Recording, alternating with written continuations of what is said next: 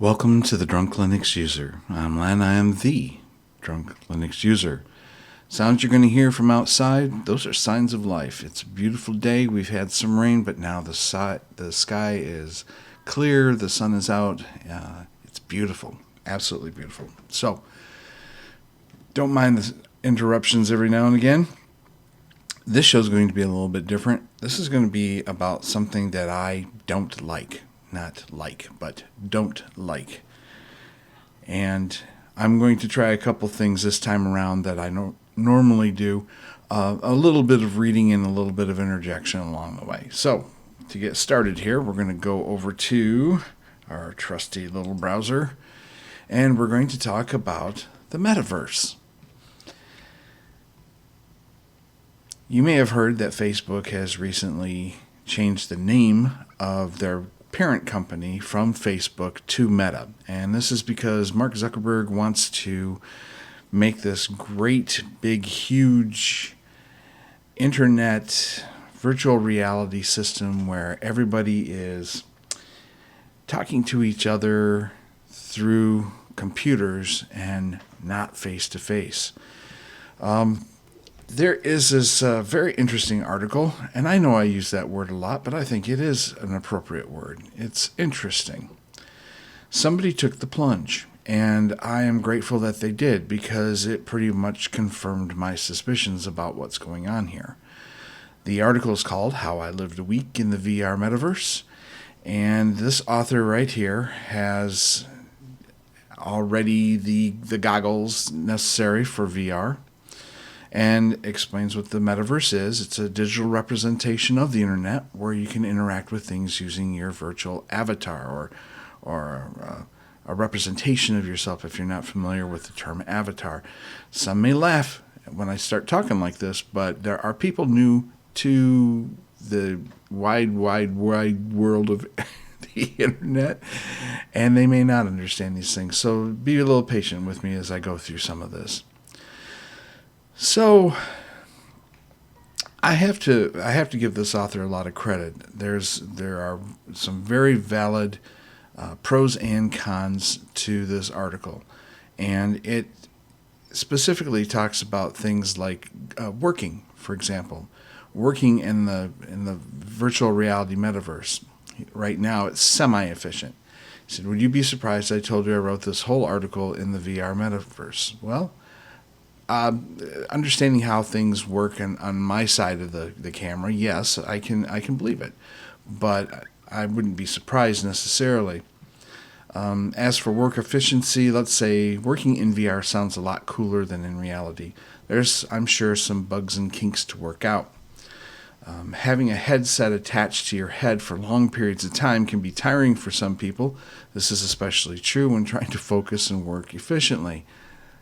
I found that a little interesting, that in and of itself, that the gear that you're going to need to be able to do these things is going to end up being a little bit of a hindrance to some degree. I really take issue, though, with this statement. The most incredible thing about this was the immersion and a break from the monotonous work-from-home experience. My God, do you realize that it took me about 45 working years to be able to work from home? And it was the one thing I wanted to do most all the time because I know that I work actually more efficiently and better at home. I have my stuff, my surroundings, and it's not that I'm an introvert. It's just that I can focus and I don't have to hear all the chit-chat going on in the background. I don't need to have something over my face making me pretend I'm in a room that has multiple monitors, as we're seeing in this picture right here, which, to be fair, says that it's sort of a good experience, but it's got some bugs, and not every program is going to allow you to do this. The one thing I'm not surprised about at all is gaming, but as this author is stating, gaming is great, but it needs more games. As in any new industry, this is bound to happen. It's like when they came out with Blu-ray over DVD, there weren't that many Blu-ray discs But boy, they were selling the crap out of Blu-ray players, weren't they? And then Blu-ray caught up. Well, you can now get 4K, 3D, all this other stuff because the technology has come up to the medium. Okay, even 4K football games and things like that. The adoption was slow, but it got there. Okay, so socializing in VR. This is the one thing that starts turning me off in a huge way. And it's about people not interacting on a face-to-face level. This author wanted to experience what kind of parasocial, I almost said parasitic. Wow, now that's on me, okay? What kind of parasocial situations these apps would put me in. And there's different chat rooms and such. He says, I stepped into different fantasy worlds and interacted with other people's avatars. I realized this is what VR was made for. Again, this sounds more of a game or an escape from reality. If you want to show off how cool you can create your own metaverse avatar and, I guess, chat room or living space, that's fine. But it's not reality, and after a while, I would think that the interactions are not going to be as good as what you can get face to face. Here I am, broken record. I'm the old man, right? I'm sitting in the room going, get off my lawn. That's not it. That's not it. Society depends on interaction and not virtual interaction. And I don't care how rich you are, how many companies you own.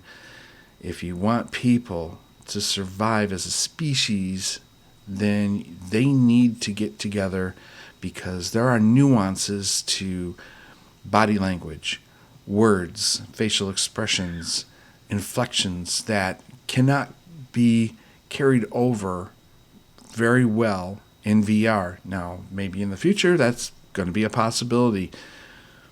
But even that, I still don't believe is what we need.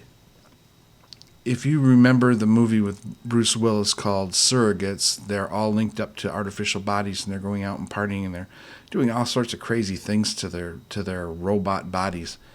And some people think this is freedom, this is an escape to be able to do anything, take drugs, whatever. It's not reality, okay? And virtual reality is that exactly, virtual.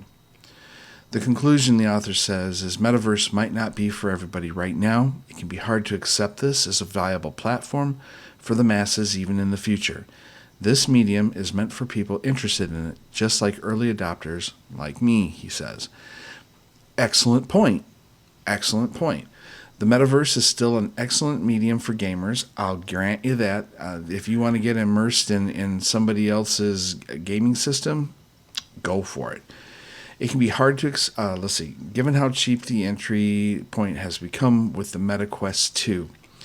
As for the lack of games, you can expect more additions to the catalog in the coming years.